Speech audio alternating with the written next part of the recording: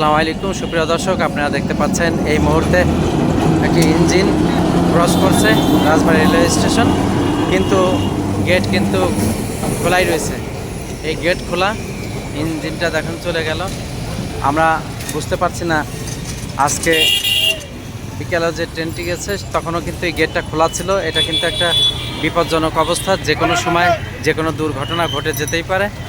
আর এইভাবেই কিন্তু আমরা দেখতে পাচ্ছি যে গেটে যাতায়াত করছে এই যে ভ্যান, রিক্সা, অটো, মোটরসাইকেল, বাইসাইকেল, পথচারী সকলেই কিন্তু এই রুটে অর্থাৎ রাজবাড়ী শহরের 1 নম্বর রেলগেট এলাকায় এইভাবেই যাতায়াত করছে।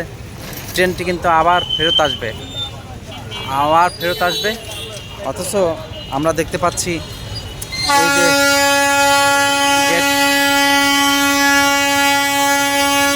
গেট কিন্তু খোলাই রয়েছে।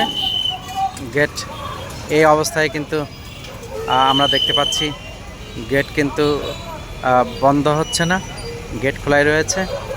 অর্থাৎ গেটম্যান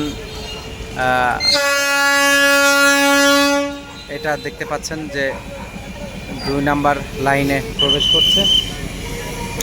গেট খোলা রয়েছে। আমরা দেখতে পাচ্ছি যে রেল ইঞ্জিনটা, এই লোকো আপনারা দেখতে পাচ্ছেন রাতের অন্ধকারে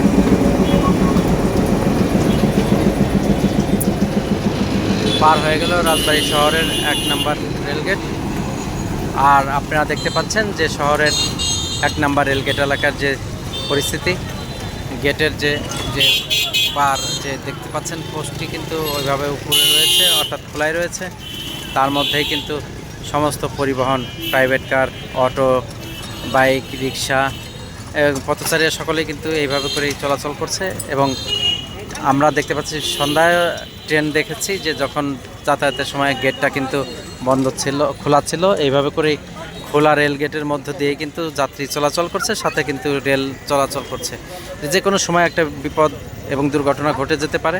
এই বিষয়ে রেল কর্তৃপক্ষ তারাই জানে যে এই গেটের এই যে বার পোস্টার কি সমস্যা হয়েছে, সেটা কেন বন্ধ করা হচ্ছে না, এভাবে অরক্ষিত অবস্থায় ট্রেন যাতায়াত করছে। এটা এখন বোঝার বিষয়। ভালো থাকুন, সুস্থ থাকুন, আল্লাহ হাফেজ।